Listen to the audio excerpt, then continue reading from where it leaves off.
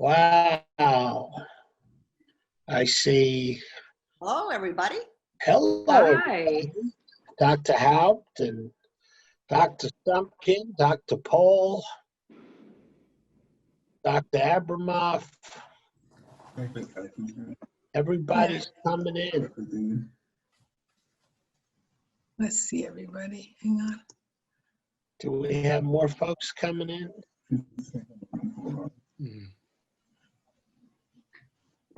Stephanie, is that you? Dr. Shetman. Hi, Joan. Yeah, how are you doing? Good. Say hello. Hello, Joan. Hello, everybody. Hey, and I'm off. Hi, Jules. Hi. Hi. How are you doing? I'm Good. Hi, Joan. Hi. On Howie. Oh, yeah. How are Hey, you Hal. good. Here he is. Paul. This is Suzanne. And yeah. who are these people? Who's Isaac Kirsten? Dean Kirsten is the dean of our Cleveland campus. Okay, and who's Alex? Everyone is going to be introduced. Oh, so it's not that these are classmates. Okay, I was just wondering. Hi, Mac. All right, and this is Lauren Donovan, Back. president of our student government president from Athens. Well, I think we're about to begin. It is wonderful to see everyone. Good afternoon. I am Lowell Lustig. I had an opportunity to speak with many of you and email and Zoom calls and phone conversations. I'm the director of philanthropy for the Ohio University Heritage College of Osteopathic Medicine. Hello, Ron. It's great to be with everyone and to celebrate. This is our first reunion. Although I understand some of you got together for your 25th several years ago, but this is the 40th reunion of our graduating class, the class of 1980. And to get things rolling, I want to share a couple of housekeeping items before we get started. I'm going to ask everyone to mute, except when you want to ask a question or during our two open discussions this afternoon. And if you set your Zoom to speaker view, this will allow you to highlight the person who is speaking during those moments that we have some presentations. And I also want you to be aware, because I know some folks have asked, that we are in fact recording our program today for posterity. So with that, it is my pleasure to introduce Dr. Kenneth Johnson, Executive Dean of Heritage College for Osteopathic Medicine, who is also the Chief Medical Officer of Ohio University. So, Dean Johnson. Thanks, Lowell, and thanks for all the work in setting this up. I have to, well, first of all, I want to say hello, class of 1980. It's really special for me and my leadership team here to get a chance to meet the original class of the Heritage College. I'd like to start by maybe doing a little reflection on our history, which is really your history, the story of the Heritage College, which, has a new name now compared to when you all came in. You were there, of course, at the beginning, but I think many of you were probably in your 20s and it was the 70s. So it's worth maybe going over our story again just for a minute. The seeds of the Heritage College actually go back to the 1950s in some way, and was really picked up in the momentum from the Ohio Osteopathic Association. And I have such a deep sense of gratitude for the OOA, where the House of Delegates there passed a resolution to help found the medical school, first with a study, and then to look at the possibility of being able to open a medical school here in Ohio. From the beginning, they wanted it to be a family medicine-oriented medical school that served the underserved, and it was a battle at the beginning. part of my gratitude to that group is they're voluntarily raising their own dues for 2 years to be able to help give $600,000 to start the medical school. So in some ways, I see them as the original investor for our medical school. And you probably remember that this was somewhat contested. The House bill passed, but there was actually pretty strong opposition in the Senate. The conversation lasted for about 2.5 hours. There was a rousing speech by Senator Rob Seacrest. He pointed to the map of where his hometown was and drew a circle around it and said, if this bill resulted in just 2 more doctors moving into this economically depressed area, it'd be worth it. And as the story goes, the gallery erupted in applause, and they had a gavel to silence. And I've spoken with actually some of those original legislators and had a chance to say thank you to them. That speech passed by a 24-6 margin, and the passage of the amended House Bill 229 created Ohio's only osteopathic medical school. Now, I know you all came in a time of great challenge. So our school was, we had to open within 1 year or not open at all. And of course, we ended up using old dormitories, as you know, to open that the medical school. In September of 1976, the first class entered a renovated or almost renovated, as I've talked to a number of you, with a bunch of banging hammers and sorry, that's my Boston accent, hammers during that time. That was, I think of all of you as pioneers, pioneers in osteopathic medicine here in the state, in the history that you helped to create and to start. And I can imagine that some of you thinking at that time forward, looking at the college now, where we have expanded to Dublin and to Cleveland, and we're the largest largest medical school in the state, the only multi-campus medical school. Your legacy actually helped us to do that. You, as the kind of founding class that set the stage for us to be able to create a new campus in Athens, and then 40 years later we have Dublin and Cleveland.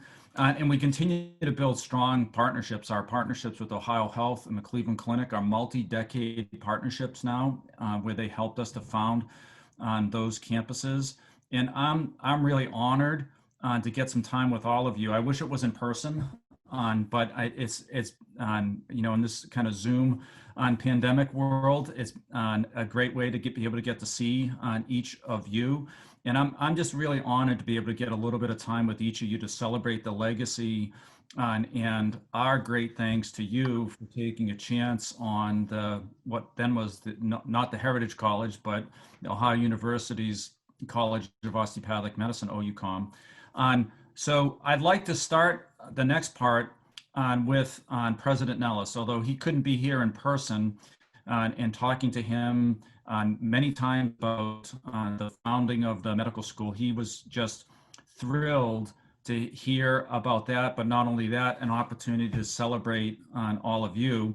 He's given a message for all of you in his absence, and at this time I'd ask Misty to go ahead and share that message with us.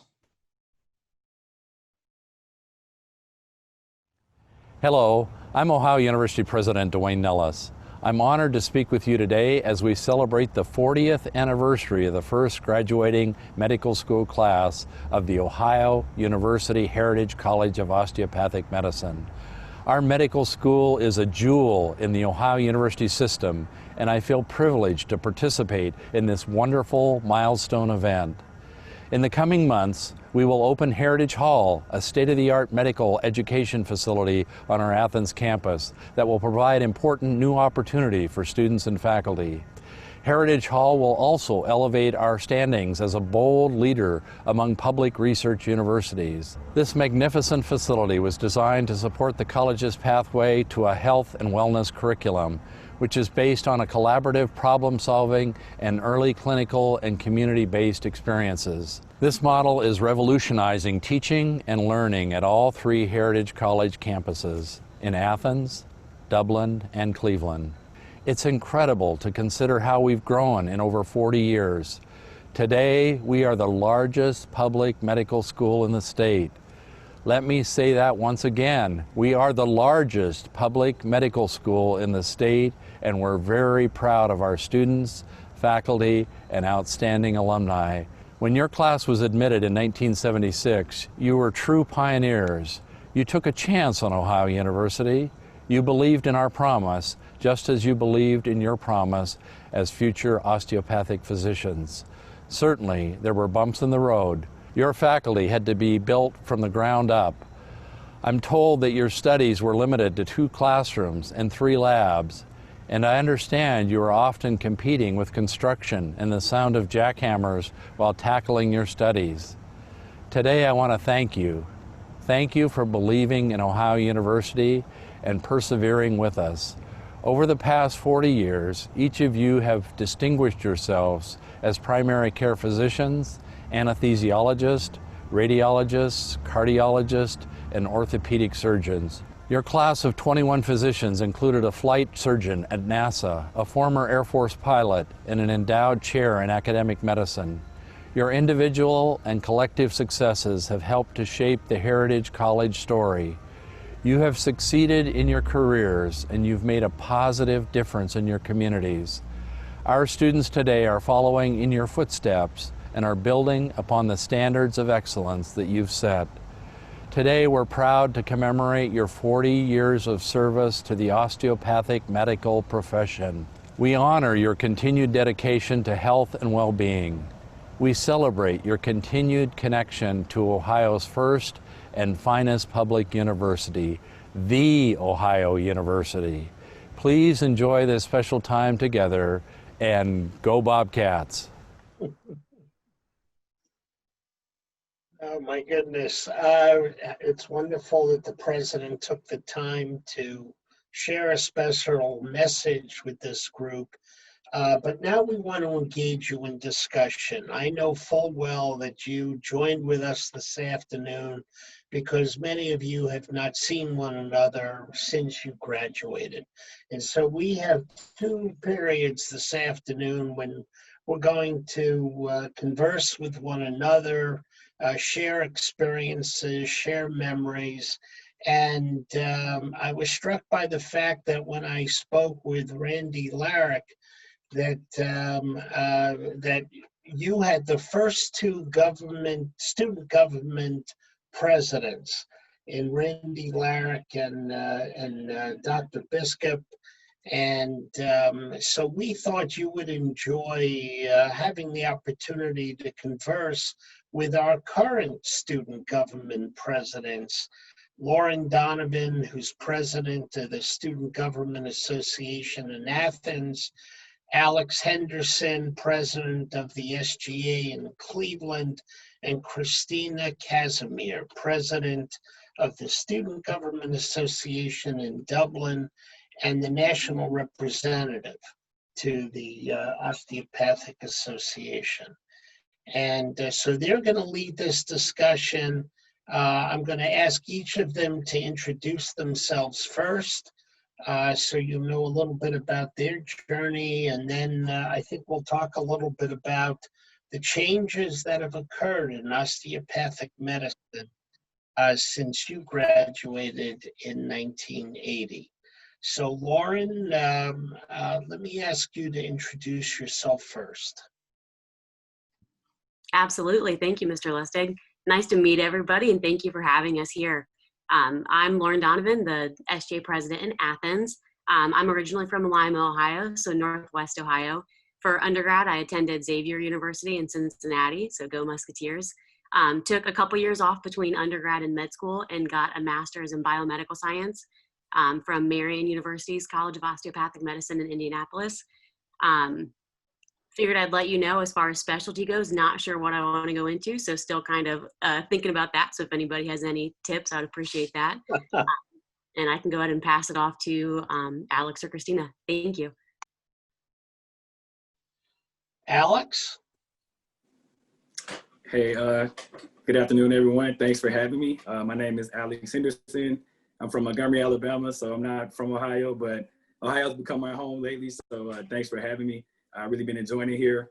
I graduated from Tuskegee University in 2016 with a major in biology. And then I went to the University of Alabama at Birmingham, and I got a master's degree in biomedical and health sciences in 2017. In undergrad, I played baseball, so I like baseball, as you can see. But these days, I'm more so just like to play golf and like read books, apparently. So that's kind of what it's come to. Yeah, that's pretty much it. Glad to be here, and thanks for having me. And Christina. Hello, everyone. My name is Christina Casimir, and I'm the SGA president and national rep for our class in Dublin.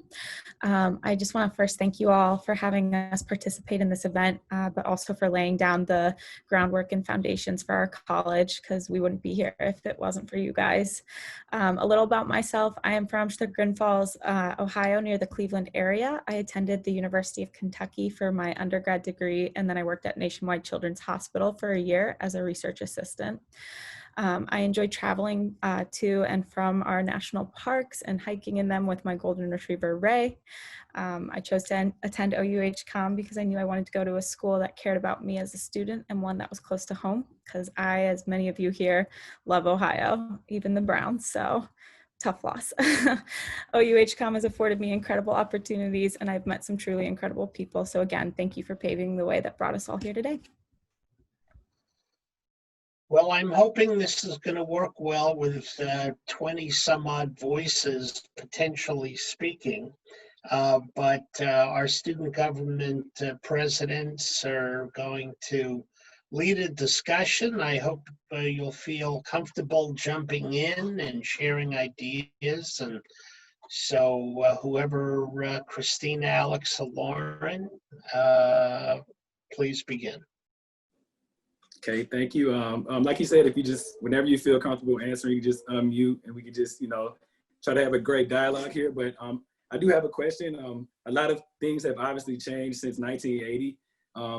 I wasn't even born, so I guess that's one thing. But I guess what we want to know are, what are some of the biggest changes that you have experienced over the course of your career, and how has that changed your approach to how you practice medicine?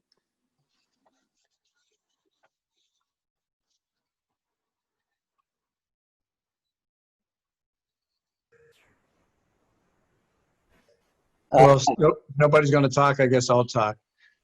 Hi, you guys. Can you guys hear me? Hi, Randy. Yeah, we can hear you. Everything's changed. Back when we were going through things, there weren't a lot of computers and things like that. It was all kind of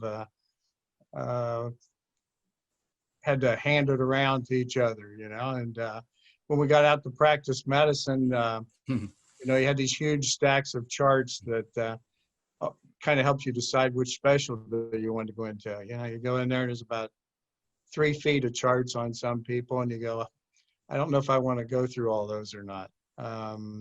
So that spent a lot of hours doing histories and physicals and writing out very long reports and things. But I guess one of the biggest things that's changed is how the computers have really made everything streamlined. I know in radiology, which I'm in, and I know Jules is too, it's amazing how it's changed. You can go through 150 cases and look at, I was a math major.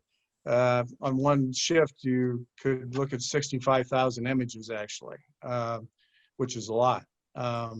So everything's changed dramatically. Unfortunately, I think what's changed for the worse is that, they don't want you to spend any time talking to the patients. You need all this throughput stuff that people that are not doctors are pushing you all the time. And I understand they have to do their job, but I still try to maintain being a doctor first, general doctor first, and then a radiologist. I guess I've talked enough for now. I agree with Randy that everything in a way has changed. The amount of information that you guys have to assimilate has has increased by orders of magnitude compared to what we were learning back in our day.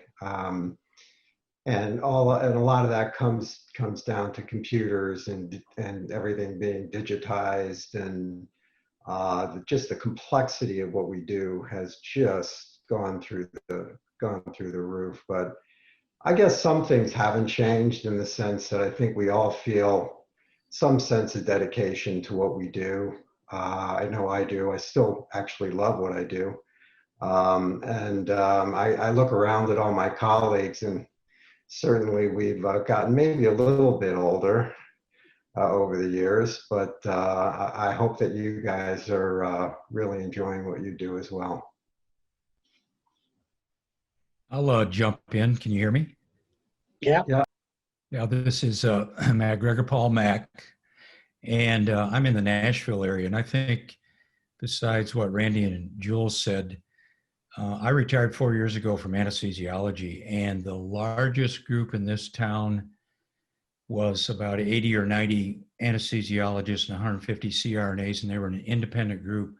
Independent groups, at least in the anesthesiology specialty, are disappearing, and they're being taken over by corporate medicine. This large group in Nashville was taken over by some venture capitalists, and in turn, its administrative or organization is owned primarily by the Teachers Union in Ontario, Canada.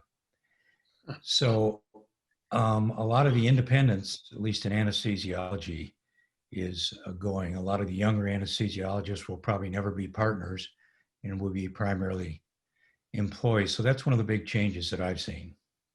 That's it. Hi, I'm Joyce Sheckman. I don't know whether you can hear me, but I'm a rheumatologist, and I'm out in the Arizona area. And like what everyone is talking about, I think all of us went into medicine because we're very committed, and we're very committed to being osteopathic physicians. The area of rheumatology I'm in has changed dramatically over the last 40 years. And that's where a lot of the computers have come into play, where we're looking at big data and how we look at our patients, and looking at them through big data, and how we treat patients and patient pathways. I agree that a lot of the smaller offices have been bought out, but I'm still holding out and still try to practice the way I was taught. I did my fellowship at the Cleveland Clinic in Ohio, and still am very much a Buckeye, even though I'm here in Arizona. I have my Ohio State flag flying outside my office. So, but I do think that there are a lot of challenges that young physicians have coming out, and I do believe that we still can have private practice medicine, but it does take a lot more time and energy. And I think it's very rewarding if you can stay in a private practice. I feel I'm very blessed. I'm a part of the American Association of Rheumatology group, which is the largest group of rheumatologists in the country, and was on the board. In addition, I'm able to teach, and so that's another part of my office, and we get students from Midwestern and Kirksville. Not too many come out from Ohio, but I think you make your practice what you want it to be, but we are a little challenged now with the pressures of venture capitalists, being in private practice, being owned by a hospital. But I still think that you need to make those decisions yourself and hopefully find your way, and in a very rewarding career in being in medicine. Thank you.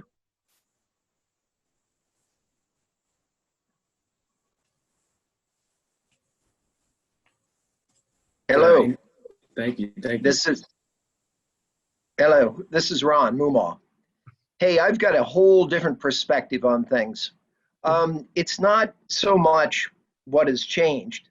It's the focus on how rapidly everything is changing.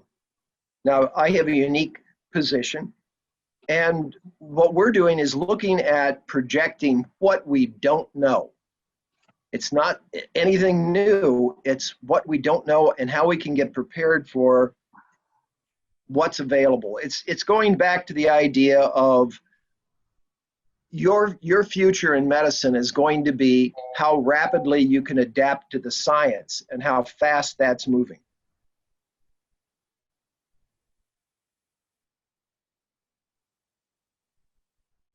Yeah, one of the things that I'm Joel Sumpkin, and I'm a radiologist, as Randy said. And one of the things that's changing in our field is the implementation of artificial intelligence. And that is going to dramatically change what everybody does. And to comment on Mac's point and Joy's a little bit, the corporatization of medicine is really remarkable. I work at the University of Pittsburgh Medical Center, and we're a $23 billion company. We have 35 hospitals.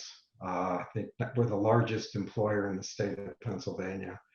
So I guess we represent sort of the direction in many ways that medicine is moving.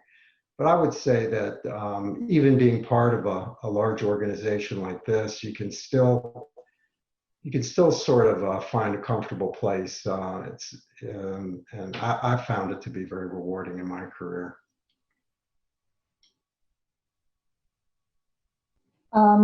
I'll speak next. This is Stephanie, and I'm using someone else's computer, which is why it says Cynthia Starr. So I think the biggest change that I have seen over the last 4 years is how much more DOs have become accepted. So for instance, when I did my pediatric residency at the Cleveland Clinic, I practiced for a year in Parma in a big group, and I was engaged to a dermatology resident who said his idea of the perfect life was not listening to me answer pediatric calls in the middle of the night. So he thought, maybe I might like to try something else. And I thought so too, because I realized that pediatrics then I didn't feel was as conducive to raising a family. I thought it would take a lot away from that. So I applied to allergy fellowships. And my husband's from the Bronx, so he said to me, apply to all the fellowships between New York and DC. So I applied to all the fellowships. I probably applied to 4 or 5 fellowships. I was interviewed at a few places in New York, and I actually had one person say to me, one of the program directors say to me, I would be better off accepting an FMG than a DO. And I was shocked. I ended up in Philadelphia at Jefferson, and I was the first. There were 4 people, there were 4 fellows in each year. 2 of us were paid and 2 were unpaid. And my program director had previously taken a lot of DOs, unpaid fellows. I was the first one he took as a paid fellow, and he said the only reason he did that was because I had done an MD residency. Now, that's no longer, it doesn't seem like it's as much of an issue. And indeed, the director of the allergy fellowship at Jefferson, where I did my fellowship, is a DO. So I think that's where I've really seen things have changed a lot.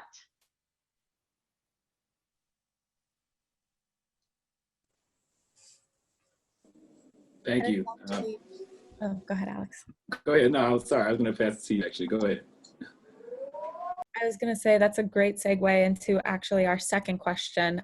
We are aware that there was a time when it was very difficult for graduates of colleges of osteopathic medicine to obtain residencies in different states and in different specialties. Do you feel the field has changed, and have we been accepted as equals with our MD counterparts? Well, I might be able to answer that a little bit. I'm Paul Haupt I live in Menominee, Michigan, which is 50 miles north of Green Bay, Wisconsin, which where the Packers are playing right now, I think. But I was an intern in Columbus and then went to the Mayo Clinic in a pathology residency. And the people that I was with were all from Yale and Harvard Medical School and University of Minnesota, and some pretty high-powered MD programs. And I think one of the first things I learned in that was it didn't really make any difference what school you went to. It made a difference how hard you worked and how hard you tried. And I was pretty intimidated, quite frankly, coming from a unknown medical school from the middle of nowhere, and surrounded by pretty heavy hitters. And I found out really quickly that I could hold my own with anybody, and it really boosted my confidence. So again, I don't really think your degree makes that much difference. I think it's you. So when I came to Pittsburgh over 30 years ago, I did an MD residency at Mount Sinai in Cleveland, and then I was the first osteopathic fellow in the fellowship, the specialty fellowship that I did at the University of Pittsburgh. And to Paul's point, I think that I proved what I could do based on perseverance, and of course you have a little bit of a chip on your shoulder. And over the years, I became a full tenured professor. I'm the chairman of the department now, and we've got a ton of DOs in our program. And we don't look at the degree; we look at the people. And I've got to tell you that I've found that I've interviewed and accepted a lot of people over the years into our program, and for the most part, the DOs seem to have the greatest people skills. They have been some of the hardest workers, and I've been really, really pleased. And in fact, my daughter is a DO. She went to PCOM, and she was my resident and fellow, and now she's in practice here in Pittsburgh. Lives about 10 minutes away, and just gave us our first grandson. So, congratulations. Thank you. I guess I can speak on this topic also. Can you hear me? Yeah. When we came out, there was a big difference between who would accept DOs and who wouldn't. I started off in a smaller hospital in Massillon, Ohio, and there was actually a DO hospital there like 10 minutes away, and MD hospital. I had been an ER doc at the DO hospital, and they, of course, all hated all the MDs and the foreign medical graduates at the other hospital. So I heard that story for a year, went away and did my residency, and then I did a fellowship. I came back to Massillon, the MD hospital, with my roommate from college who was an MD. His dad, by the way, was good friends with the dean of the medical school of Ohio State. Anyway, so I get there, and I'm like the only DO. And I don't know, I hadn't been there very long, and this one pathologist came over to me, and he says, "Hey, what's the deal with this DO out here? It's passing Laetrile." And I said, "Well, Brian, why are you asking me that? I guess you think I'm responsible for all the DOs that do things, right?" I said, "I have no idea. I don't know that, doctor." But I said, if I'm going to be responsible for somebody that's seen as maybe a little crooked or something as a DO, then you're responsible for all the MDs. And I guess you got a little bigger job than I do. Anyway, we went on to, I was there for almost 20 years. And as I left to go to another hospital, DO was then the president of that hospital. And I always felt pretty good about that. We had joined together by that time. And then I've gone on and I've worked at the Cleveland Clinic, and I was the director of a family health center and surgery center there. And, I think that there's no problem practicing at the Cleveland Clinic at this time.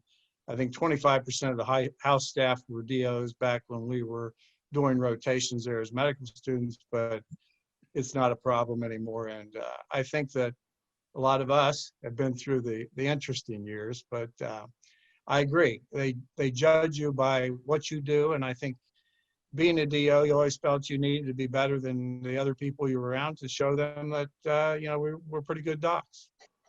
So I guess I get in on all these conversations. I guess that's enough. If I could speak for a moment, sorry, I haven't said anything. Lori Seraph here. Just for the youngsters in the crowd, might be interesting to review a little bit of history. It turns out that on our first day of meetings, which we sat through, 8-9 hours of lectures in our one classroom, one of the things that was discussed was the fact that in California, in the early 60s, there was amalgamation of the DOs into the MD programs because there was such animosity out there. When that happened in the rest of the country, the osteopathic profession took real umbrage with that. And in our very first day, a lot of us were interested in being physicians, whether it was an MD or a DO, we were interested in getting in medical school. And we were given the opportunity through Ohio University, which we're all thankful for. But nonetheless, we sat and listened to this and really didn't understand what was going on at the time. So I'm going to tell you a little bit of my history. I'm an orthopedic surgeon, and I went and did my residency at Doctors Hospital in Columbus, where I went up to practice in Botsford in Farmington Hills, Michigan for a year, then returned to Columbus and practiced there for 20 years as a student resident trainer, was chief trainer at the hospital for 10 years. And then finally decided I wanted to try something different. So I moved to California, which is where I am now. I've been here for 15 years. I retired about a year and a half ago. But I saw the progression of how people were taken on by the MDs to the point when I got up to California, there was no difference. You were a physician, you did a good job. They didn't care if you were a DO or an MD. The neurosurgery program out here is the biggest neurosurgery program in the country, run by Dr. Siddiqui. And he was frequently asking me about the students from OU because he took almost exclusively at that time DOs and was very happy to do that. So I worked in a level 2 trauma center. I came in, took care of patients with open fractures on a regular basis, and there was never a question as to, gee, are you a DO or are you an MD? So things have changed significantly in that regard. And I've watched from the fact that I was training you folks for years and years and years and loved every minute of training you folks. It was the biggest problem I had when I left Ohio. But you guys are so much smarter than we are. And maybe it's because you've seen or been exposed to more information, or maybe you know how to process it better than we do. But you guys are going to do us proud, no question about it. Sorry. I'd like to speak to the issue too. I did my pediatric residency at Doctors Hospital in Columbus, knowing that I was most likely to be able to get into an osteopathic program. From there, I applied for a residency at Ohio State in physical medicine rehabilitation. I was admitted with the warning from the director that I was not to provide any manual medicine to any of the patients in the hospital there. I had several patients who asked me to, and I told them I couldn't.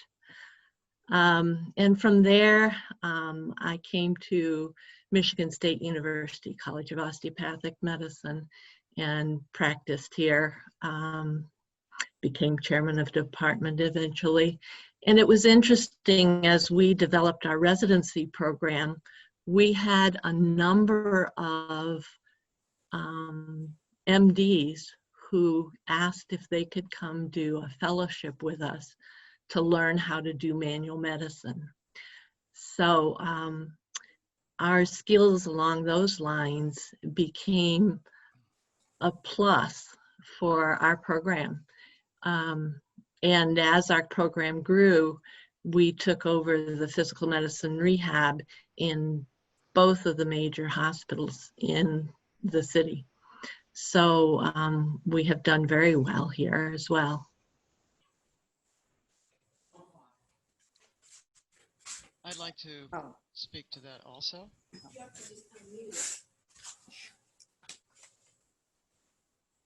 It's working? Yeah. Hi, I'm Sue Kimball. I went, after I had completed my MD program in internal medicine, to Boston and did a fellowship at the Spalding Rehab Hospital, which is the rehab facility for the Mass General. Harvard doesn't care. As long as you do the work, they're fine with who you are. They don't care what the initials are behind your name.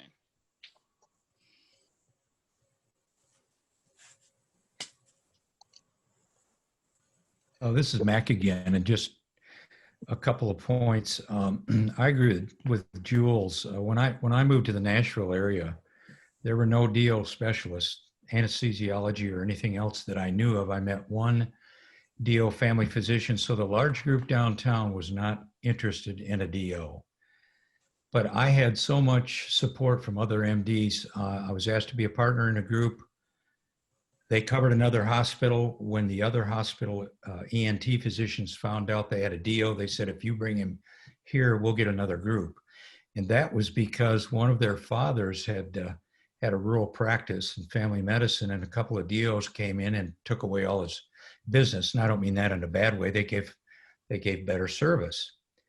So I think the DOs practice the 3A of success better than a lot of people, and that's affability, getting along with patients, partners, administrators, availability, being there, and ability in that order.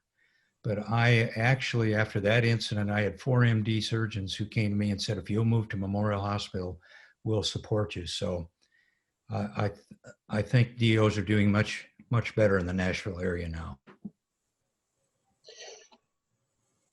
I want to thank everyone for a robust discussion. I think it's wonderful to hear what everyone's experience has been, certainly beneficial for our students.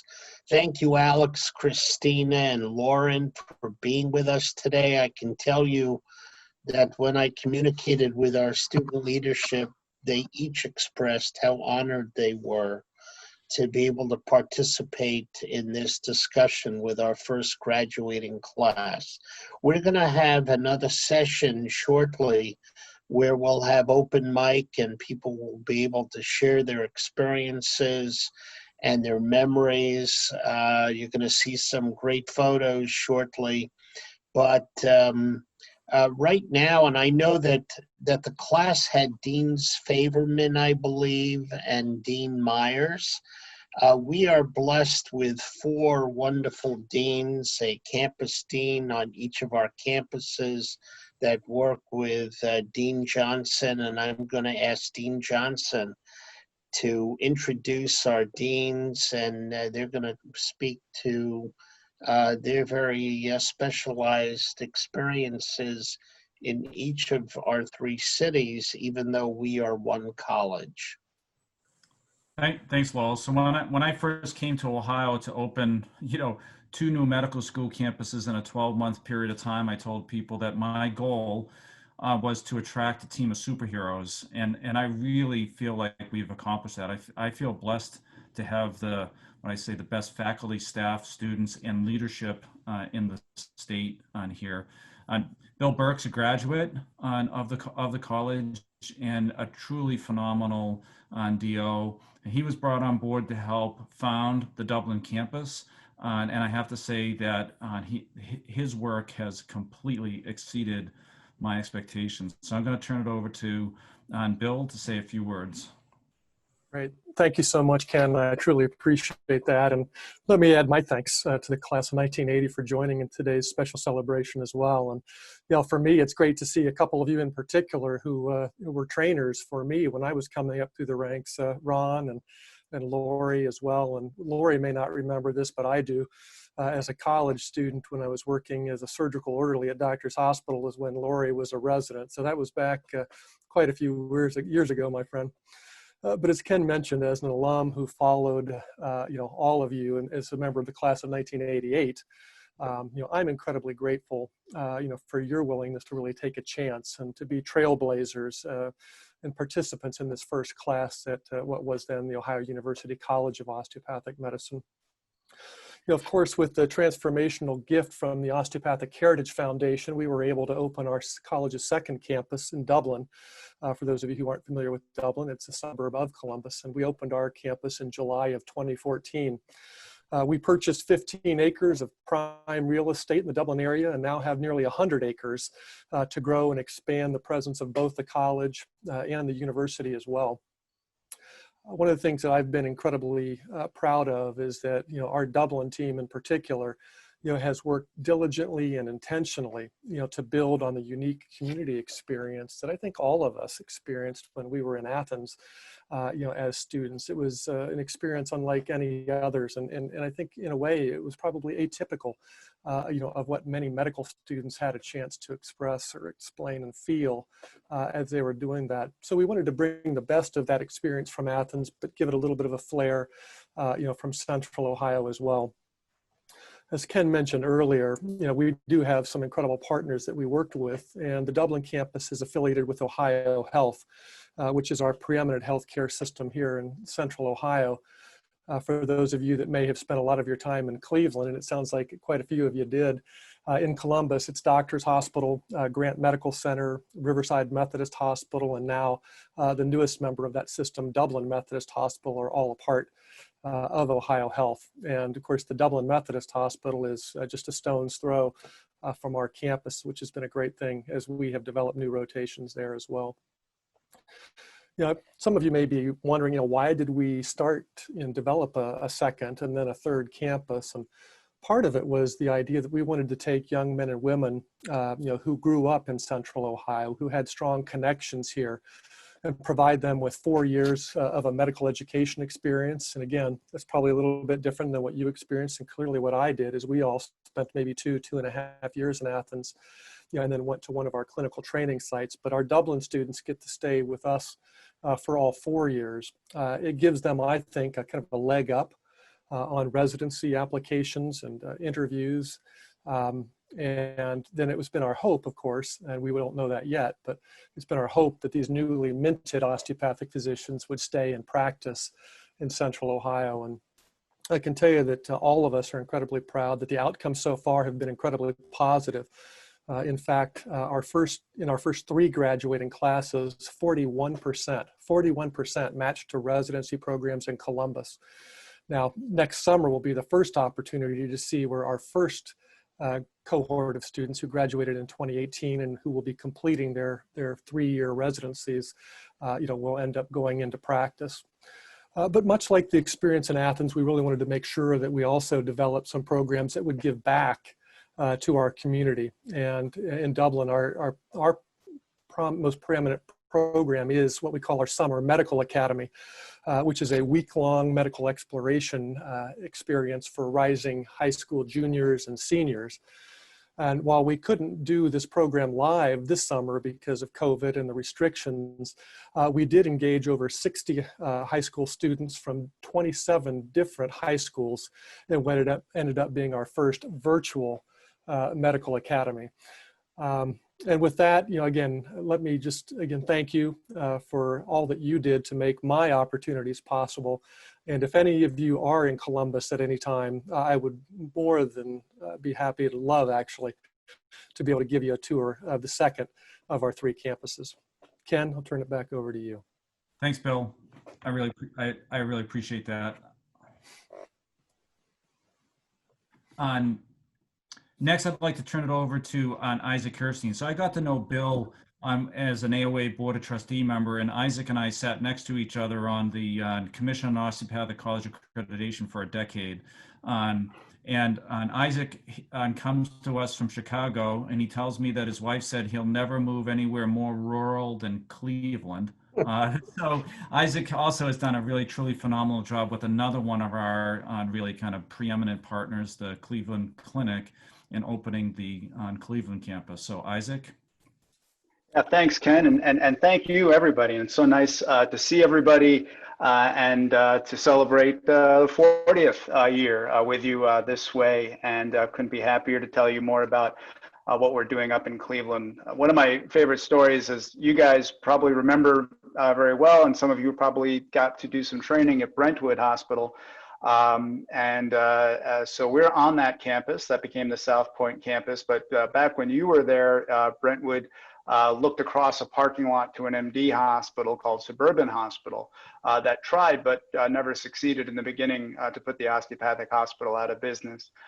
So it's really important just to say, essentially now, 40 years after that hospital or 50 years after that hospital was created, that we put the Osteopathic Medical School on the MD campus is really what's finally happened, and couldn't be happier to extend. And we've brought up initially 54 students we started with, and then we've reallocated to 64 students per year that we train as well. And just like Bill said, it really is to extend our mission to Northeast Ohio. And we take almost 2/3 of our students come from the 5-county area, have a connection to the 5-county area, and almost 80% in the Northeast Ohio counties as you bring in Youngstown and some of the others.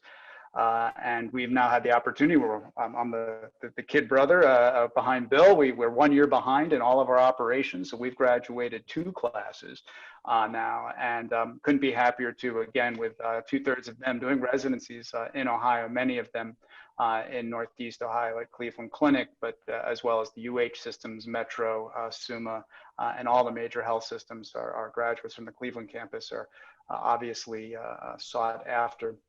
Cleveland Clinic was very excited when they heard we were opening up Dublin. They said we want to do it also. They wanted to open at the same time. And Ken, in his wisdom, at least slowed him down 1 year and to open it. And getting to speak when I was first brought on to the Cleveland Clinic leadership at the time, and I loved our DO acceptability conversation. David Bronson at the time, when I met him the first time, said that he really did think that Harvard was the MD, was the OU of MD schools, was the way he described it for us. And I knew that I was welcome at Cleveland Clinic as well, through humor, that there was no need for a chip on our shoulders too. So Cleveland Clinic is our landlord in the South Point campus. We have a beautiful modern facility, over 60,000 square feet. Same offer for anybody who would love a tour. Happy to arrange it. And Cleveland Clinic provides a little bit more than 2/3 of our rotation training, our clinical education training in the 3rd and 4th year across the enterprise. And actually, while some go to main campus, most of it is through the non-main campus sites. Because of our culture and what we're really trying to do, which is community medicine and really training docs to take care of Ohio, which is why Cleveland Clinic and others really align with us. We're the workforce solution that is needed in their eyes, and that we meet. Nobody does it better in Ohio, of keeping graduates here, like a lot of you are still here, and many in primary care.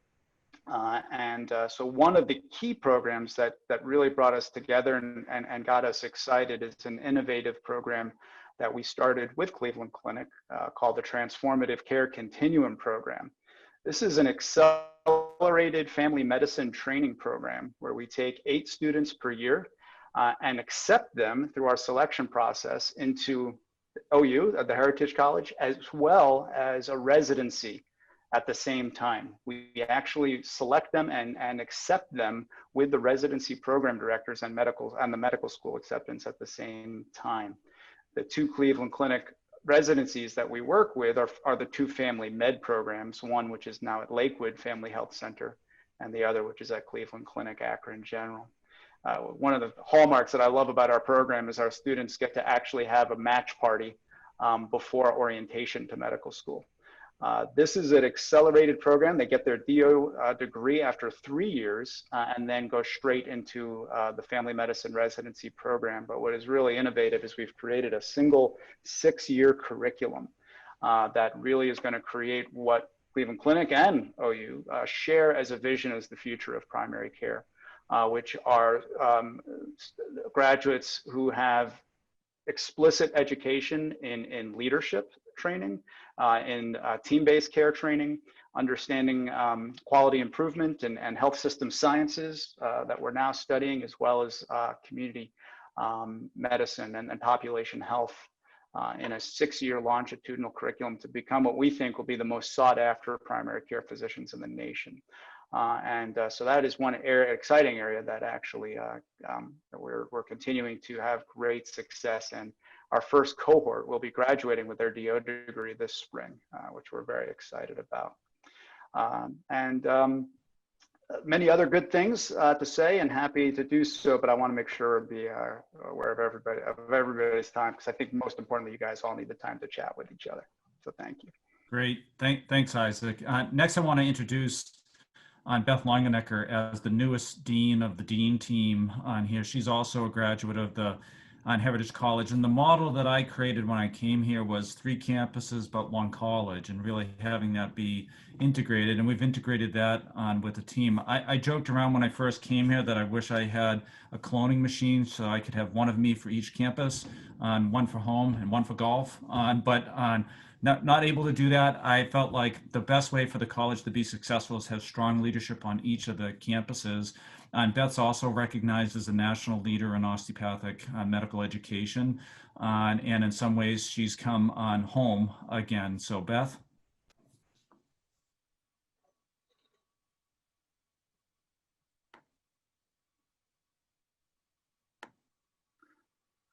Beth, you're muted. And sorry about that. Now I'm unmuted. Thank you. Has to happen at least once in any given meeting. So I'm really thrilled to be here, and thanks, Ken. It's such a privilege to be here and welcome you all. This is an amazing group of people that had the faith to take a chance on a school that had never existed before. To be inaugural class at any kind of a brand new school is truly something. And I know Ken and Dr. Nellis have referred to you as pioneers. I'm going to refrain from that because I actually was one of the founding faculty at a medical school in Mississippi. And my first year class kept saying, I wish they would stop calling me pioneers, because I hear that all the time and it's getting really old. So I'm not going to refer to you as pioneers. But terminology aside, I do want to thank you for taking that effort and that leap of faith and breaking that new ground, because you laid the groundwork that we needed for our school to exist. And as a member of the class of 1991, you created the path that I followed. And I truly appreciate all that you've done to contribute to the culture and the very being of what is now the Heritage College of Osteopathic Medicine. If you would be someone coming down to Athens now for a visit and you walked around West Green, you'd see Grosvenor Hall, you'd see Irvine Hall. It really looks a lot like it probably did back in the day when you were on campus. We're still in the old dorms. If you look around though, you'd notice there's a lot more people coming in and out. We actually have 120 students in each of our classes on our Athens campus. And you may also notice that there's a bunch of signs that say research building, research this, research that. Research has really blossomed on the Athens campus. We've been instrumental in forming institutes that focus on diabetes, muscular and neurologic diseases, infectious diseases, and several other institutes across the OU campus that have really been a benefit and have benefited from our association with the Osteopathic Heritage Foundation as well, who have really been instrumental in helping us to hire researchers and develop lab space.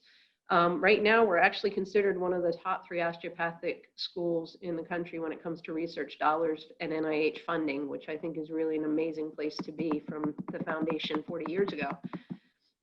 And, you know, if all of this talk is making you think about rotations and wow, everybody's at the Cleveland Clinic and everybody's in Columbus. For our students, we're still doing the regional campuses. They go all over the state. We have students still in Toledo, still in Dayton. We send our students to Sandusky and all over southeastern Ohio and Massillon. I was a Toledo-based person myself, and while Parkview is no longer a hospital that's in existence, they spent a lot of time at St. Vincent's.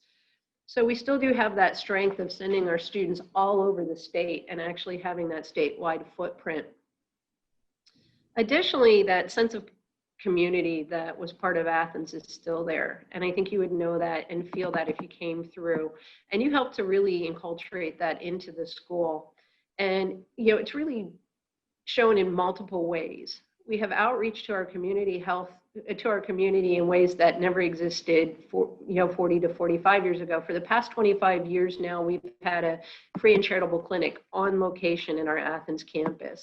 Additionally, we now have 2 mobile units that deliver care to 24 counties in southeastern Ohio.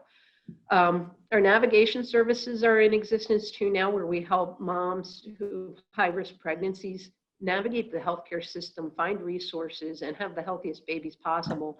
And we're actually looking at expanding some of these programs in a newly minted partnership initiative with Buckeye Healthcare. In addition, we're looking at ways to start educating more of our physicians in southeastern Ohio through an ECHO project. We're going to be doing Project ECHO-like training And we're trying to decide if it's going to be diabetes or opioids for our first topic through a partnership in combination with Buckeye Health and the Weitzman Institute. If you look at the volunteering and just the true care for our community that exists in a big way in Athens, our students, faculty, and staff, and just this, even during the pandemic, have been able to give back. And I apologize for the dog barking if you can hear that in the background. And just this past September, we actually managed to collect over 1,000 pounds of food for our local community to help our neighbors with food insecurity. Our students have been reaching out to our nursing home patients in the community in Athens through a big letter writing and card writing effort so that they don't feel alone and stranded during the pandemic. And they've even been tutoring some of the children in the Athens school system online and in virtual ways to help to really contribute to that community. So I really want to thank you for laying the groundwork. And I started out by saying that West Green looks pretty much like it always did when you were students. And that's still going to be true. It's still going to be the West Green. It's still going to look the same, but we're moving. And we are moving to our brand new digs. The Osteopathic Heritage Foundation has been instrumental in helping with us to create this brand new building. And we will be moving there shortly. It's being named Heritage Hall in honor of that relationship with the Osteopathic Heritage Foundation. And as of spring, we'll be moving into the new building, and our students will start taking their curricular events in the new building in August. And I believe Dr. Johnson has created a tour for you so you can actually see what it's going to look like. I will hand it back over to Ken. Unless we've lost him because we're having a windstorm that has caused my lights to flicker more than once. No, I think we're ready for our visual tour, and you are the first group that's actually seeing the new building still with finishing touches taking place as we gather here today. Here we go. Hello, class of 1980. For 40 years, Grosvenor Hall has been the home of the Heritage College. But soon we'll have a new home, Heritage Hall. I'm so proud of this facility. We designed it to be forward-facing, energizing, a well building where our faculty, staff, and students will come together in an innovative, exciting curriculum. Every year, the Heritage College of Osteopathic Medicine receives 5,000 applications. Right inside our new Heritage Hall is our admissions staff, and they will choose 250 students to become amazing osteopathic physicians. So I'm excited to see it, are you? Let's go take a look inside. So rumor has it that construction noise like hammers banging was frequent when the medical school started. Well, we're almost done with that process here now, but those sounds may sound familiar to you. So we're here in the Atrium. This is considered the heart and soul of the new medical school building. This building was meant to be forward-facing, collaborative, and a space that brings people together. And we expect that our faculty, staff, students, and the public are going to gather here in this space. We're inside one of our 2 active learning classroom spaces. In addition, we have 11 small group rooms. This is not your average classroom. This space was built for high tech and high flexibility. Around the space here, we're going to have high-def flat screens as well as our new technology, the T1V. In addition, all over the floor are data and power access for our students. We don't know where our curriculum is going to bring us, but we do know our space will support it. Here we are inside the future home of our Clinical Training and Assessment Center. I'm actually standing inside of one of our simulated patient rooms. We also have 4 standardized patient rooms. Part of the way that we have care leads here is we start with the patient and the patient comes first. And the best way that we do that is training our students to encounter patients, whether they're real or simulated. I'm inside our Osteopathic Manipulative Medicine, our OMM lab. Our construction crew is working every day really hard to bring this building to fruition. I can't believe the progress that they're making. The Osteopathic Manipulative Medicine Lab is one of our premier spaces. We made it premier. It's part of the heart and soul of osteopathic medicine, and it's a space that students are going to love to train in. The Heritage College of Osteopathic Medicine helps to seed the Union Street Green. As part of that green, we have our administrative annex behind us, and we're so proud to help grow this part of the Athens campus. We know medical school is a stressful period of time, so we've designed our entire building around the student learning experience. One of our great spaces is our Learning Resource Center. The Learning Resource Center is set up to be a great space for students to study and learn. It's a highlight of our building, and we put it in one of the highest spots of our building. One of our design drivers was wellness. How do you get well? Well, one of the ways you get well is to have natural light in the building. How do we do that? We created this magnificent skylight to bring light into the entire building. We're in our anatomy lab. Osteopathic medicine is built on a foundation of anatomy. A.T. Still said that structure and function are intimately related to each other, and we train our students in structure really well. This lab, 3,500 square feet. Think about that. It's bigger than my first house. What are we doing in this lab? We're training our students with their first patient, the people that have donated their bodies to science. We hope with this lab that we'll train the future physicians in the best techniques in understanding anatomy and in turn osteopathic medicine. I'm standing in the middle of our wellness area. Right here we hope that we'll have students, faculty, and staff taking time to take care of themselves. Osteopathic medicine is a profession founded on the ideas of body, mind, and spirit. The Heritage College of Osteopathic Medicine's new Heritage Hall is going to be one of the first well-certified medical school buildings in the nation. I hope this space is going to be used day and night. We've designed it in a way that no matter what it is to help you with wellness, it's here. We have some meditation space, some space outside, as well as the typical fitness space for our faculty, staff, and students. Medical school would not be complete without coffee, and lots of it. Where are our students and faculty staff going to get it? Right here at the Heritage College Society Alumni and Friends Cafe at Factory Street. This cafe at Factory Street is modern and beautiful, but it has a nod to the past. The bricks behind me are from the Factory Street building, where some in Athens took their kids to do dance lessons. It's an old building that was here, and we believe that preserving the brick was a way for us to acknowledge the past while it being part of the future. Heritage Hall would not be possible if it wasn't for the transformational gift from the Osteopathic Heritage Foundation. But we're not done, and we need your support. We could use your support for scholarships or for named spaces. We'll use that money to help students that need it the most to become the physicians that will care for you. So that concludes our tour of Heritage Hall. We thought you, the class of 1980, as our first class, deserved the first sneak peek. I'm excited. I hope you are too. Thank you, Dean Johnson. Commercials next, so. And now, class of 1980, this is your time. You are encouraged to unmute your Zoom space, and we're going to have open discussion and sharing of class memories, sharing stories, and something from your life experience that's especially meaningful. We have put together a photo montage of your time at the College of Osteopathic Medicine. And if you see a photo that's especially meaningful, my colleague, Misty Smith, will stop on that photo to allow you to share a story, a memory. Some of this came from your yearbook genesis, some from our archives, but and there is our entering class. I'm sure you all recognize the clothing and the hair and from the mid-1970s.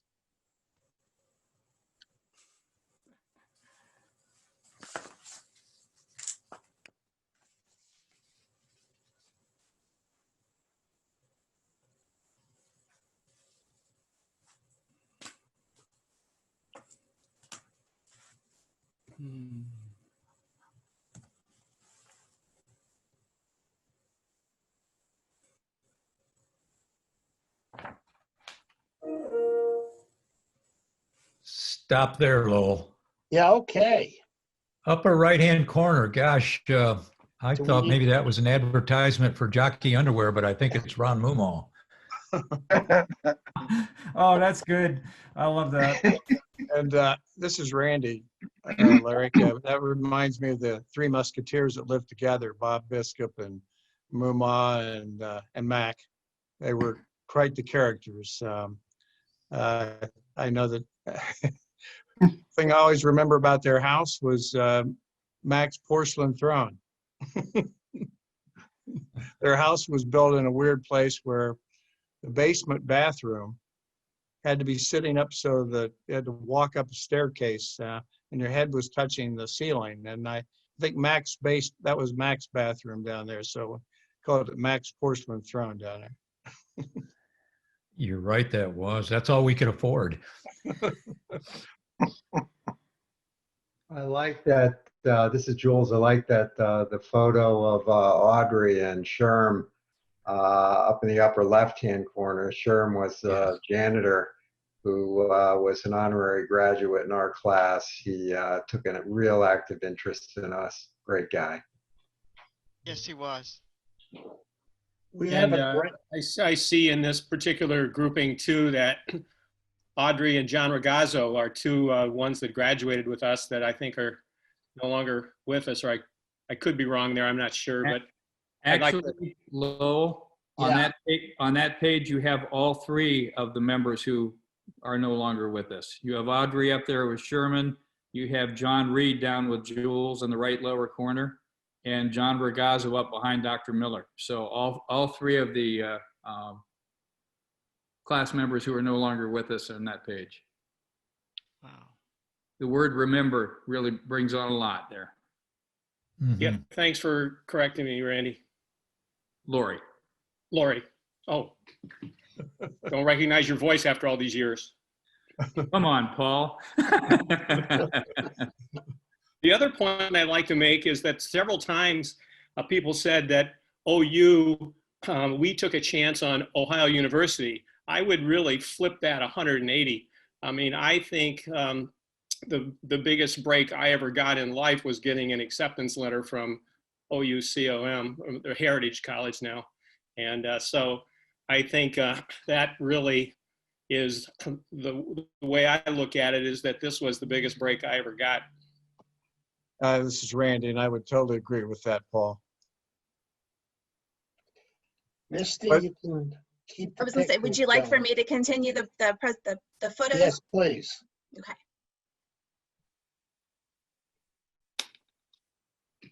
I think I still have that tie. I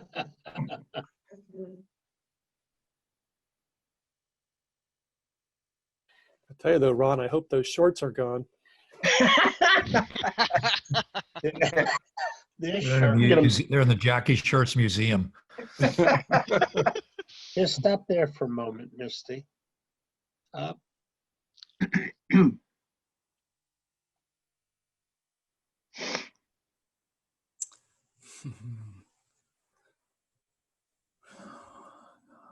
Well, I guess this is Randy. I'll make a comment here about Dr. Favorman.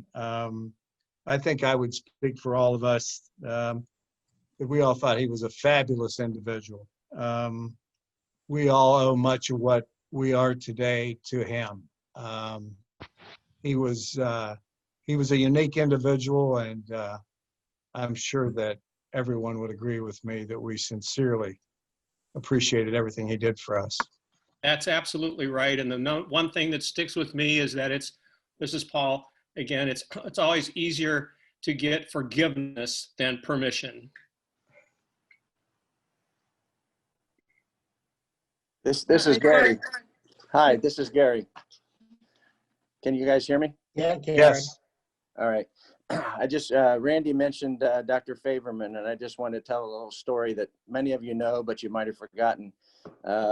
When I was working in Detroit after undergraduate, I worked for a drug company, and I was trying to get in medical school. And I was very frustrated. And one day I took off from my job and drove up to Michigan State and said, what the heck do I have to do to get in here? And I'm originally from Athens. Athens is my hometown. I was born in the old Sheltering Arms Hospital before Oblenis. And so I drove up to Michigan State and I said, you know, what do I have to do to get in here? Where's the admissions office? And they said, well, everybody from the admissions office in New York for a meeting. And they said, oh, I got to talking to the receptionist. And she says, oh, you're from Athens, Ohio? Well, the new dean of the medical school is upstairs, Dr. Favorman. Would you like to meet him? I said, would I like to meet him? So I went up to talk to him. And every time he would introduce me to anyone from then on, he always introduced me as his first student, because he said, yeah, he took me down the hall and took me to what was the guy's name? The first dean of students. I'm drawing a blank on his name now. But anyway, huh? Taylor? Yeah, he took me down to Dr. Taylor's office and introduced me to him. And Dr. Taylor says, well, I don't have an application yet, but you'll be the first one to get one. So that's my story about Dr. Favorman. Do you guys remember when we'd be sitting, when we were kind of down because it was kind of hard and it was noisy and it seemed sometimes like people didn't know what they were doing and we'd be depressed, and Favorman had a sense for knowing when we were collectively down as a group, and he would come in and have lunch with us and he would encourage us and cheer us up. Do you guys remember that? Yep. Yes. Yep. Yeah. Jules, I think you said this one day, there was no hammering, no noise during class. And I believe it was you who blurted out, "Where is all the noise? Where's all the noise? It's too quiet. We're not used to this." I think that was you. Sounds like something I would say. Remember the time it was so cold, we all were in a classroom with no heat, with gloves on and hats, scarves. Yes. Yep, that was during, this is Randy, that was during the big blizzard. And it was so cold, my wife and I were renting a little mobile home, and it blew the curtains off the wall in the bedroom. And I brought my little Boston Terrier to class because I was afraid that she might freeze to death. So she sat with me wrapped up in a blanket all day at class that stuff. I remember it well. We had to push Biskup's VW through the snow because it wouldn't get any traction. Right.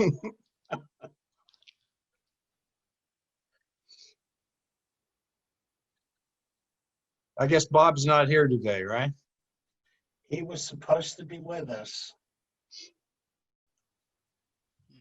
Remember throwing frisbees in the class, the unused classroom area? Oh, yeah. Oh, yeah. Jules was the captain of the Frisbee team. That's why he became such a high-powered guy over there in Pittsburgh, that at training. We have your graduation pictures. I don't think we've aged very much, do you? Hey, Jules, how's the lettuce? How's the lettuce? Hey.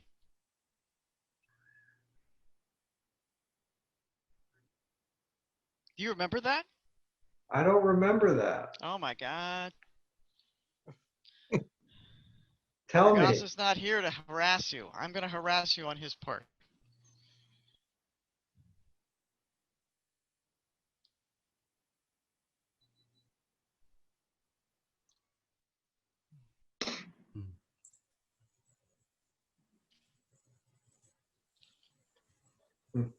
The only member of your class without a cap and gown is William Schlotterer, because apparently he took a week vacation down in South Carolina, and he makes the claim that after that you weren't allowed to graduate unless you showed up in your cap and gown.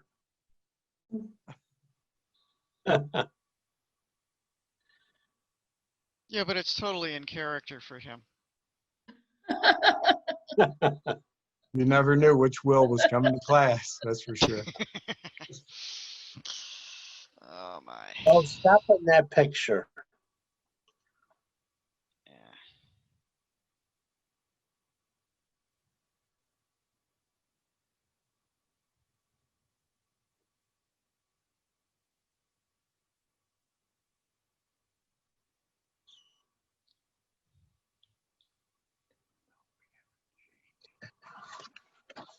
Frank Myers was quite a character. Anybody have any stories or memory about your deans or your days of medical school? Oh, I remember one about, I think, and I'm not sure if I remember this correctly, and you guys can help me. Frank Myers came to class one day with a Merck manual. Yeah. Yes. He told us that everything that we needed to know was in that book. Right. That's what he I said. remember that, yeah. Actually, at our last reunion, I told the story about that. Jules and I discussed that, and Bob Biscup kind of started that off because Bob had a master's in medical education, and he kind of liked things by the book, and Frank was more of a shoot from the hip guy. And Bob Biscup said, at the end of Frank's lecture, he said, "Dr. Myers, if you had your way, we just have to learn everything that's in the Merck's manual." And Frank says, "Now, Bob, there's no way that you could know everything that's in the Merck manual." And that's kind of like the Reader's Digest of medicine, of course. That was Frank was telling people that you could work in a rural clinic with a copy of the Merck manual and a PDR. And he really believed it. Okay, so I'll jump in here too about Dr. Myers. What I loved about him was his one-sentence psychiatric treatment that he gave to patients. Does anybody remember that? He had a very concise way of telling people that whatever they do is okay. And that was his treatment. Yeah. Hi, Mark Pace here. Good afternoon, everybody. Little surprised nobody brought up Shelley Epstein, our pathologist. Oh, yeah. He was fantastic. Yes, You're right, Mark. And I think in class one day, somebody asked him about new treatments or something, and he said, if I, you'll have to correct me, but he said, if you told me I could run around a tree in my underwear with a banana sticking out of my ear and I'd be cured, I'd be looking for bananas and new underwear, something like that. Very close, Mac. I think that was right spot on. Actually, I think it was running around an oak tree naked at midnight. No, I think that was you behind our house, as I can remember that. Only once. I remember that Dr. Epstein had the history of the person whose organs we were looking at. And I told my parents about that, and they had both decided to give their bodies to medical schools. And my mom had made a toe tag with all of her medical history on it so that they could put her information on any organs that they used. Do you guys remember Shelley Epstein gave us a lecture once on Kuru? It's a neurodegenerative disease. Yes. And he was sick. So there was something going on with him. And he was like, the podium was like on wheels, and he was talking, and the podium started just like moving across the front of the room. Am I remembering that right? Yes, I think you're right on with that. It's incredible. Yeah, but he continued to lecture. Yes, he did. He continued to lecture. You know, he's the reason I was actually a pathology resident, and he's actually the reason I was so impressed with pathology and what you could learn from that, and his extensive knowledge and background, that I just said, you know, I've just got to be a pathologist. And it turns out that I didn't follow through, but I was a resident for a couple of years. Now, I don't know if you guys remember him giving us the lecture about how to take the examinations with the A, B, C, and D questions. Yeah, I remember that. And he could tell you should be able to eliminate 2 of them easily, and it really becomes a 50% shot if you don't know. So I was C surprised. for the longest answer. Yeah.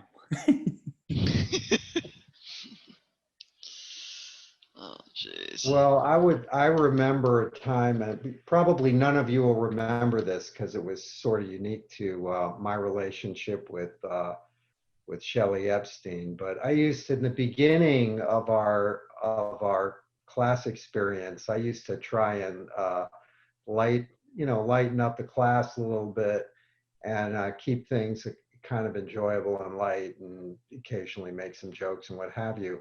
And I remember one day, Shelley calls me into his office and he told me I was going to be a total screw up and never succeed if I didn't get my act together.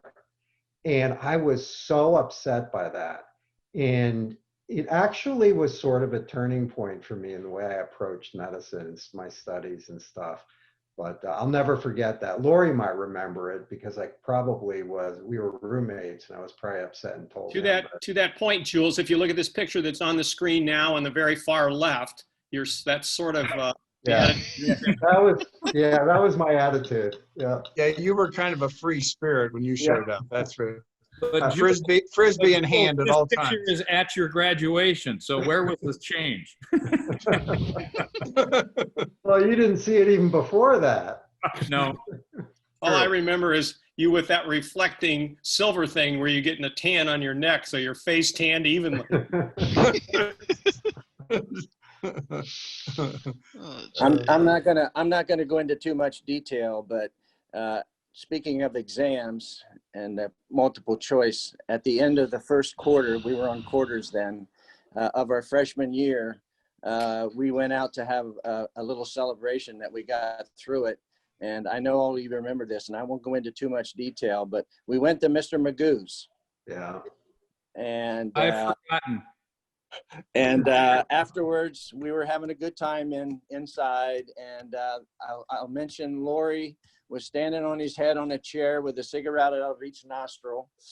And we walked outside because we didn't know where Moomaw was, and we were afraid he got lost. And he was sitting out on the curb in the pouring rain eating French fries. I remember that. I got home that night. There is a God. I remember Will Schlotterer's dog Spear walking down the center of the street with a can of Rolling Rock in his mouth. That's all I remember of that.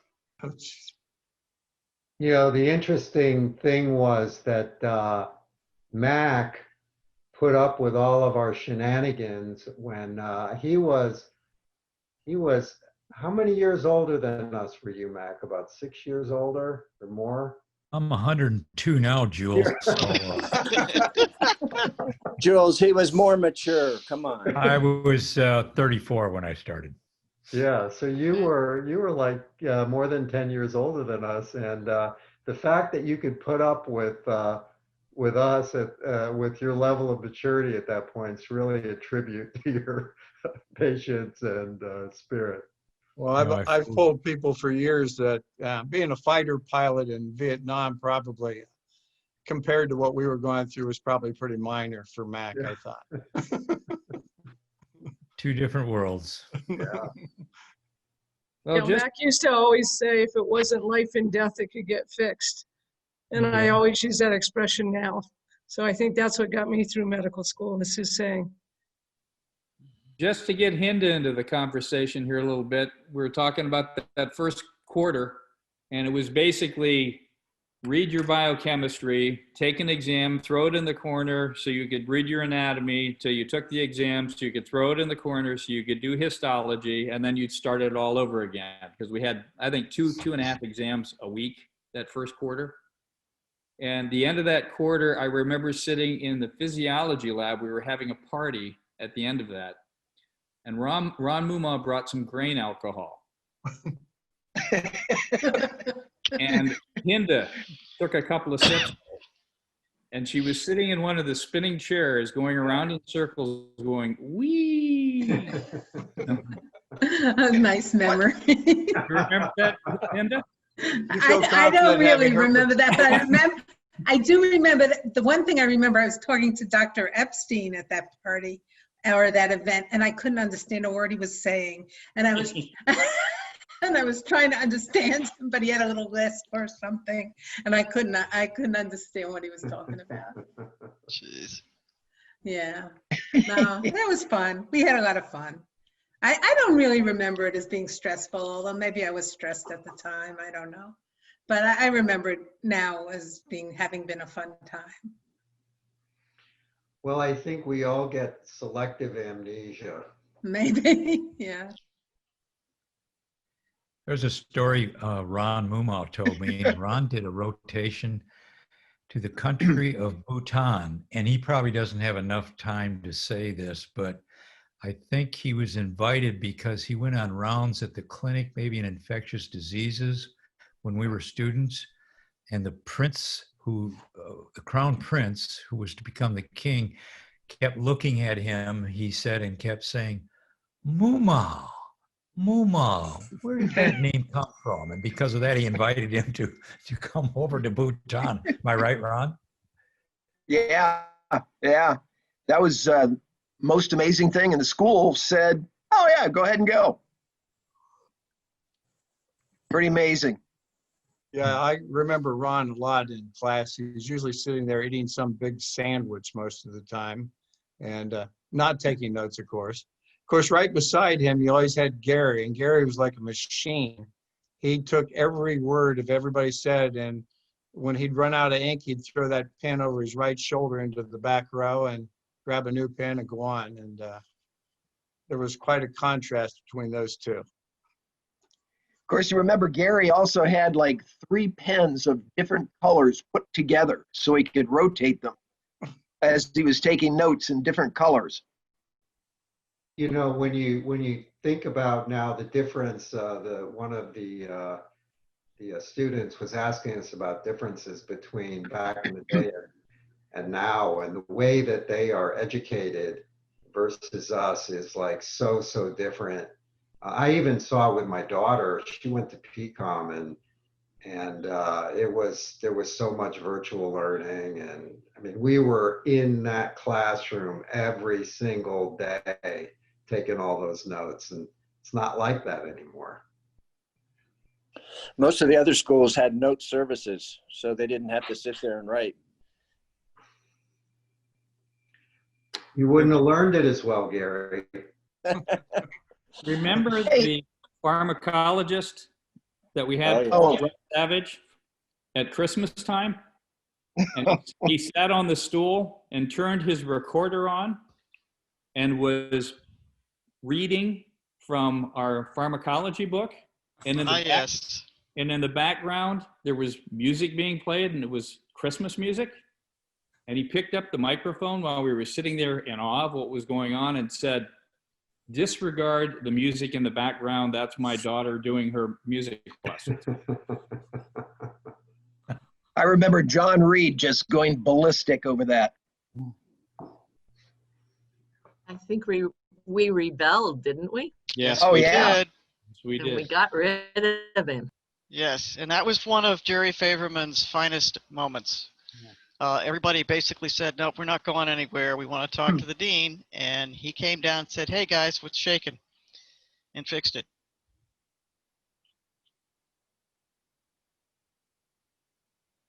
Well, we would like to celebrate this special moment with you. I believe you all received a special wine glass that we engraved in your honor.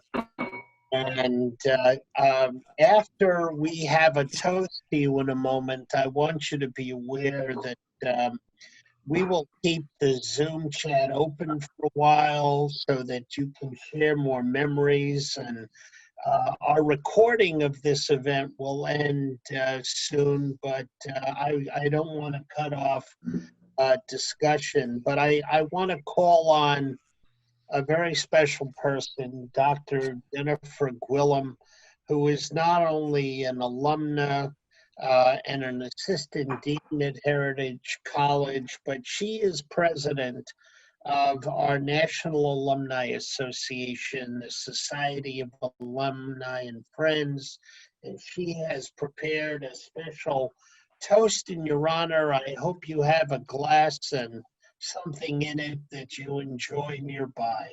So I'm going to ask Dr. Gwillem to share her thought. Good evening. Thank you so much for sharing those wonderful memories. Your class means a lot to me. I'm actually a townie, which all of you that were graduates in the 1980 class know exactly what that means. So I was born and raised in Athens, and I'm also one of those little girls who was fortunate enough to take ballet lessons at the Factory Street Studio. So you in the inaugural class made it very easy for my friends and my entire family to receive health care. So I would like to say thank you very much from my heart for that. And now I have prepared a little toast with, I would first like to say thank you to Monica Chapman for preparing this. Upon these bricks, you first set foot with so much still unknown. And day by day, upon these bricks, you've prospered and you've grown. Upon these bricks, friendships took root and minds were opened wide. Upon these bricks, you've laughed and learned. Upon these bricks, you've cried. You took a chance upon these bricks with hopes and dreams in mind. But where a child first set foot, a doctor we now find. What once seemed insurmountable has gone by all quick, but each and every journey is imprinted in these bricks. So raise your glass to the bricks which hold your legacy, always and forevermore. Bobcats you will be. Thank you. Cheers. Cheers. Cheers. Cheers. Cheers. Oh, this is Mac. One thing. I didn't get a glass either. It was maybe sent to my old address. There's a rumor that I got cut off by Medicare. Not allowed to have one. I hope that's not true. Well, I have another glass for you, and we'll make sure you get it to the right place. I would just like to take a moment to acknowledge those who cannot and are not here. Yes. Particularly those three that have no opportunity to be here: John Ragazzo, John Reed, and Audrey Johnson. We miss them dearly. You're here. Yes, we do. Here. Thanks for doing that. Sorry.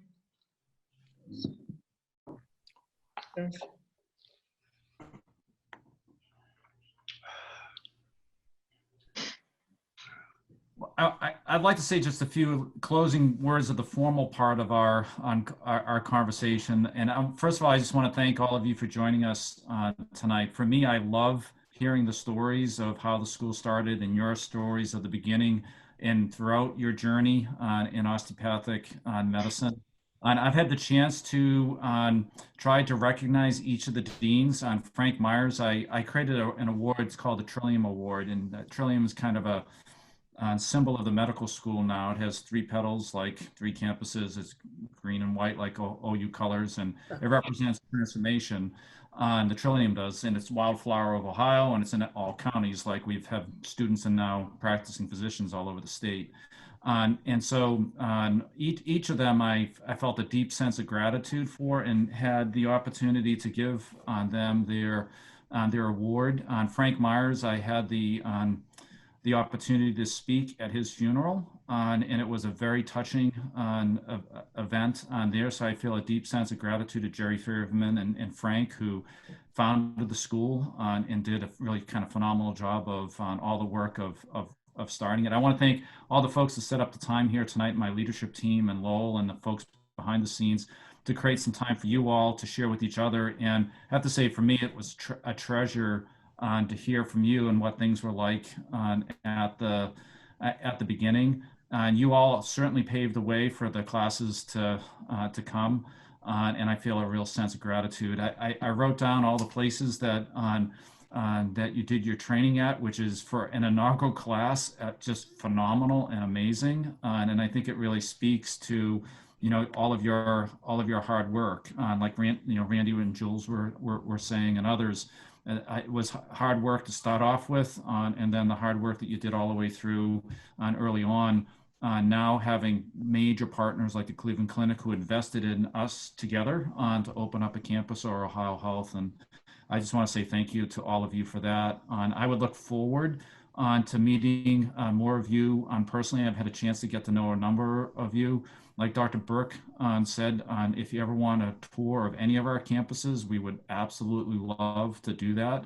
I am particularly proud of moving out of old dormitories into a really phenomenal new medical education building that I think will serve the college for years to come. And I would look forward to a non-COVID time where I could host all of you in that new facility.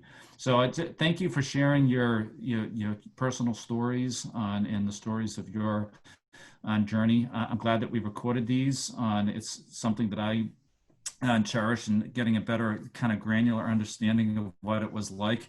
I think I would have enjoyed being part of your class. It seems like you had a lot of fun in addition to the hard study. And I want to thank my students that are on right now. And I think some of you kind of alluded to this. I joke around and say that I can be their dean. I'm not sure I could be their classmate. They're absolutely phenomenal, amazing people. They're smart, they're caring, altruistic, and wanting to give. And the bar keeps getting raised every year. And I want to thank them for kind of being on the line and everything that they do as student leaders. So thank you so much for being with us. And Lowell, I don't know if you have any other closing words here. Well, first of all, I want to thank you and thank our deans for taking time this afternoon to be with us, and of course our amazing students and Jennifer Gwillim, president of our Alumni Association. It was a real privilege to be able to coordinate this for this wonderful class of 1980, and a privilege to get to know some of you. And I have sent you contact information on members of your class, and I hope that will open new opportunities to engage with one another, and that we will all be together again soon. Again, I will keep this chat open so that you can visit with one another. And thank you for making the time to be together this afternoon. Thank you. Thank you. Yeah, thank you very Thank much. you, Lowell, for putting it together. Yeah. This was very nice. Yes. I'm amazed at how the school progressed from where we were in the one classroom to where it is today. It's just amazing.